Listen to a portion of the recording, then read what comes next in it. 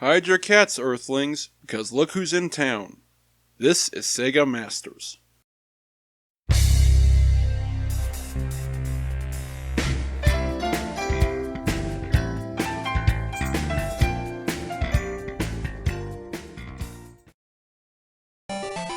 We're finally pressing forward into May of 1989, and unfortunately we kick off our look at that month's releases with one of the more notorious cartridges in the Master System library, ALF, a US exclusive that's indeed based on the television show. You can't say Sega wasn't trying anything to get their floundering 8-bit console any sort of attention, misguided as their efforts may be. For those of you who didn't have a 1980s childhood, ALF was a sitcom that ran on NBC from 1986 to 1990. It was a standard fish-out-of-water story of a wisecracking alien who crash lands on Earth, is taken in by a normal 80s suburban family, and constant hijinks ensue.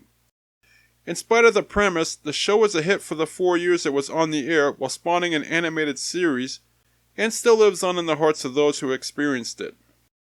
That said, in the spring of 1989, Sega somehow got the idea that a cartridge based on the popular sitcom could somehow give the Master System a boost, figuring the console needed more titles that appealed specifically to American audiences.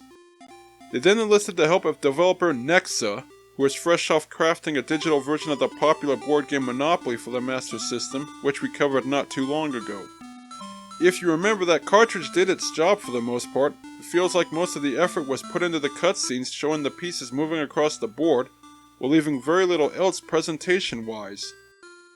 Nonetheless, Nexa was given the task of somehow putting a video game together based on a sitcom starring a puppet. And as you might expect, the results were not great to say the least. So you might ask, what exactly do you do in this cartridge? Well, Alf has learned that two of his friends who also escaped the destruction of his home planet of Melmac are stranded on Mars, and sets out to repair his wrecked spaceship to reunite with them. The gameplay can best be compared to an old Sierra graphic adventure title, where you wander around a number of screens, trying to find the items you need to progress while solving a few puzzles along the way. Incidentally, you also have to constantly elude these creepy looking guys in suits who are supposedly agents of the alien task force looking to capture Alf. Those expecting to interact with any of the other characters from the show will be disappointed, as this world seems to only be inhabited by Alf and his foes. Not even the Tanners, the human family he lives with, are anywhere to be found. Unlike similar quest games, you don't have to worry about any convoluted inventory screens here. In most cases, merely pushing the action button will automatically use the appropriate item to solve the puzzle for that screen. Alf's mission also takes him through a few action stages, including this cave that just happens to be in your basement. Here you're searching for a gold nugget, armed with only a salami stick to ward off the bats pestering you along the way. However, this task is far more challenging than it should be due to the somewhat stiff jumping controls and some atrocious collision detection that makes it impossible to tell if your hits are going to actually register. This is not a good thing, especially since one touch from the bats will send Alf flying off to the alien afterlife. So just minutes into this cartridge, we've already run into a potential deal breaker for many gamers. Assuming you're somehow successful in obtaining the nugget and haven't rage quit by now, you next have to head out to the streets to use your newfound funds in one of the few shops you can actually visit to purchase what you need. However, in addition to the creepy agents, you also have to be wary of the bikers on the street that can appear without warning and run you down while giving you next to no chance to avoid them.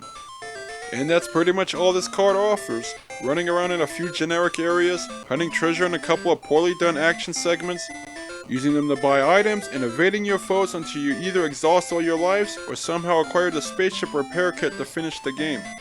All taking place in a game world that looks like it was composed on an early computer paint program. Everything just looks blah, even by 1989 standards.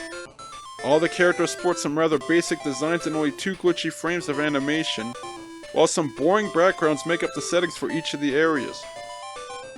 Alf himself shows very little personality outside of the few one-liners he drops when you obtain something. Though one nice touch does occur if you leave him idling for a minute. He'll start to get impatient and implore the gamer to do something, long before a certain hedgehog would show that same attitude. The action stages try to provide a change of pace from all the wandering, but are far more frustrating than fun due to the aforementioned collision detection issues and iffy controls causing many unfair deaths. At the same time, Those who still brave this game despite its faults will discover how ALF actually offers very little overall content for your trouble. A beginning to end playthrough can clock in at just under 8 minutes, and what little there is to do doesn't really make much sense at all, as the puzzles, areas, and items feel haphazardly cobbled together with no natural flow among them. Not only that, the actual license is barely represented with none of the other characters or any other real elements from the program present, not even any minigames based on famous scenes. You wouldn't even know what television show this cart was based on if not for the protagonist. There's not even a decent ending to validate all the pain you suffered through to complete the game. On top of that, everything is backed up by a small selection of repetitive, high-pitched looping tunes that can make your ears bleed before too long.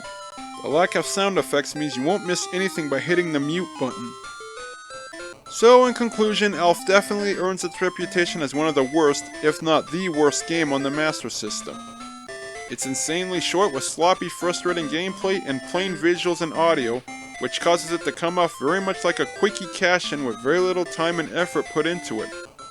Incredibly, those sentiments have been somewhat validated by the lead programmer himself, Kevin Sega, who in the years since ALF's release has often taken ownership of its poor quality and good humor. On certain forums, Mr. Sega explained how ALF is ultimately the result of some tight deadlines which forced his team to rush all the various scenes, and his own inexperience at the time of this game's development didn't help matters either. It's really hard to say if any actual good game based on ALF could be done, yet you'd have to imagine a more capable programming team with plenty of time to work with might have come up with anything deeper and better than this bare-bones train wreck, which obviously did nothing to turn the Master System's fortunes around in the US. It's also one of the more rare titles in the console's library and can fetch hefty prices in the aftermarket. But unless you really want to experience the cart's ineptitude for yourself, it's not worth breaking the bank for. Even those who still hold a candle for the show should steer clear of this dud.